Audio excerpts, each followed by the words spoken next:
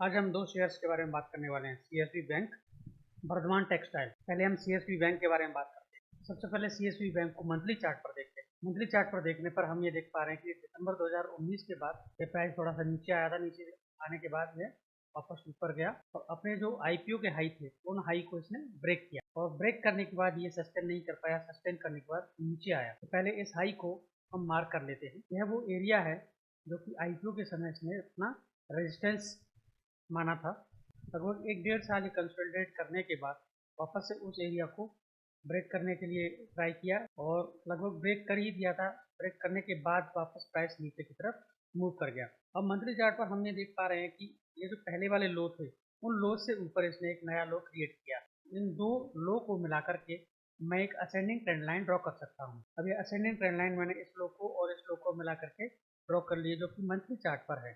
फिलहाल lower side से ये एक बाउंड्री मुझे बनती हुई दिखाई दे रही है। अब ये शेयर जब अपने रिसेंट हाई यानी कि मंथली चार्ट पर जो इसने हाई लगाए थे उन हाई को ब्रेक कर देगा तो मैं इसमें हायर हाई और हायर लो पैटर्न को कंफर्म मानूंगा। अभी तक यह एरिया मेरे लिए एक रेजिस्टेंस एरिया के तौर पर काम कर रहा है, क्योंकि प्राइस यहाँ से पहले नीचे आ चुका है। ये एक काफ़ी वाइड एरिया है। इस एरिया से प्राइस पहले नीचे आया था। अब ये देखना है कि प्राइस जब ये ऊपर की तरफ ट्रेवल कर रहा है तो इस एरिया में किस तरीके से रिएक्ट करता है। मंथली चार्ट पर भी मैं मेरे दूसरे पैरामीटर आरएसआई, एडीएक्स और मूविंग एवरेज को देख लेता हूँ।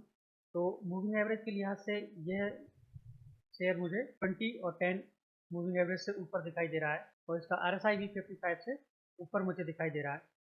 इसका जो प्रीवियस आरएसआई लेवल था उस एरिया के आसपास अभी ये नहीं पहुंचा है, तो इसका जो डीएमआई है वो है 20 से ऊपर चल रहा है।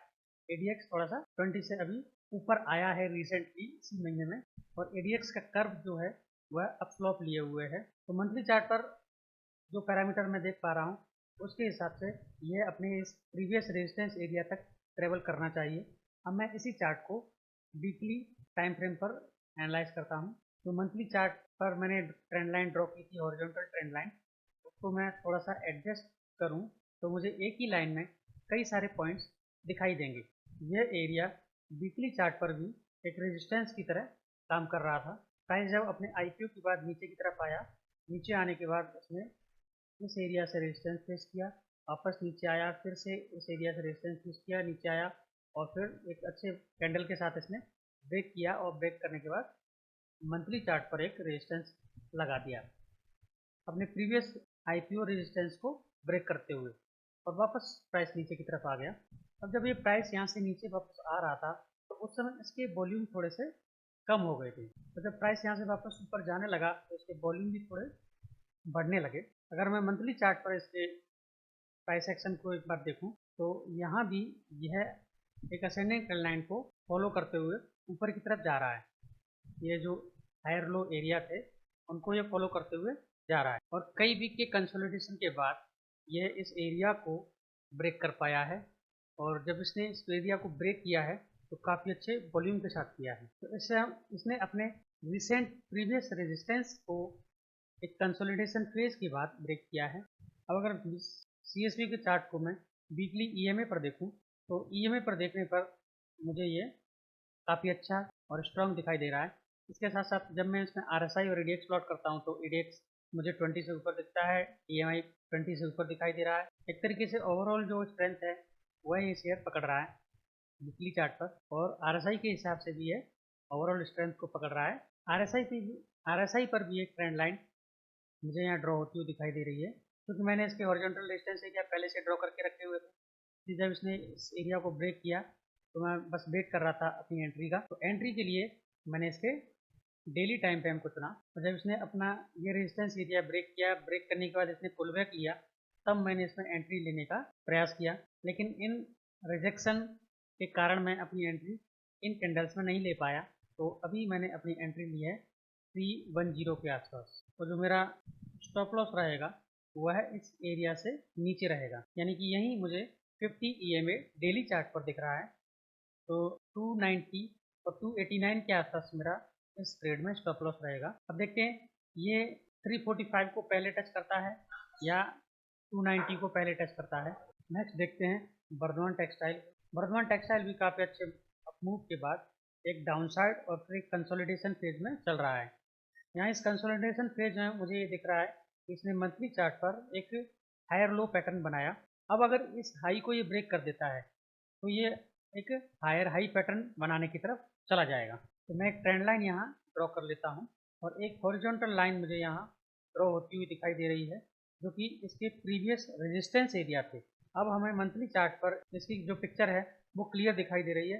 पहले ये रेजिस्टेंस एरिया थे, उसके बाद प्राइस नीचे आया, फिर इसको ब्रेक किया और ब्रेक करने के बाद अब यह एरिया एक सपोर्ट एरिया के तौर पर काम कर रहा है। अब इस सपोर्ट एरिया के तौर पर काम करने में इसने अपने जो लो हैं वो ऊपर की तरफ शिफ्ट कर लिए हैं और मंथली चार्ट पर ये काफ़ी दिनों से एक कंसोलिडेशन रेंज में है। इसी को मैं EMA और RSI के साथ देखता हूँ।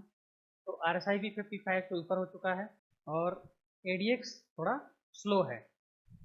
अब इसी चार्ट को मैं वीकली चार्ट पर देखता हूँ। वीकली चार्ट पर देखने पर ये लगभग मई 2022 के बाद से इसी रेंज में फंसा हुआ है और इसके जो प्रीवियस रेजिस्टेंस एरिया हैं, इस पॉइंट को अगर मैं एक जोन की तरह ड्रॉ करना चाहूँ तो यह एरिया मुझे मिलेगा।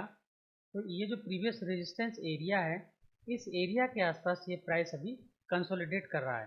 कम से कम ये 9 वीक से इस रेंज में कंसोलिडेट कर रहा था, लेकिन ये ऊपर की तरफ ब्रेक न करके इस रेंज को नीचे की तरफ ब्रेक किया और ब्रेक करने के बाद वापस से अगले वीक में ही इसने एक अच्छी रैली ले ली। तो इस रैली में इसने एक बुलिश टाइप का कैंडलस्टिक पैटर्न भी बनाया जिसको कि हम मॉर्निंग स्टार कैंडलस्टिक पैटर्न बोलते हैं। अब अगर वीकली चार्ट पर मैं इसके EMA और RSI के साथ देखूं तो यह मुझे 20 EMA से सपोर्ट लेता हुआ दिख रहा है, यानी कि ये जो बुलिश कैंडलस्टिक पैटर्न बना है वो 20 और 10 के ऊपर बना है और यहाँ RSI भी 55 से ऊपर यानी कि मुझे स्ट्रॉन्ग दिखाई दे रहा है। अब देखना ये है कि अपने ये जो प्रीवियस रेजिस्टेंस पॉइंट्स या रेजिस्टेंस एरिया हैं इनको किस तरीके से रेक करता है। अगर ये शेयर 377 376 से ऊपर निकलता है तो इसमें एक अच्छी एंट्री बन सकती है। अभी और रिफाइंड एंट्री के लिए मैं डेली चार्ट को लगाता हूँ। तो डेली चार्ट पर ये मुझे सारे मूविंग एवरेज से ऊपर दिखाई दे रहा है और मूविंग एवरेज भी एक क्रम में अलाइन होते हुए दिखाई दे रहे हैं। अब अगर ये इस एरिया को ब्रेक कर देगा उस समय तक कि इसके मूविंग एवरेज भी प्रॉपर अलाइनमेंट में आ चुके होंगे। इस ट्रेड में एंट्री के लिए एक छोटी सी दिक्कत यह है कि इसका अभी जो रिसेंट स्विंग लो है वह 377 से काफ़ी नीचे है, यानी कि 10% के लगभग इसमें मुझे स्टॉप लॉस रखना पड़ सकता है।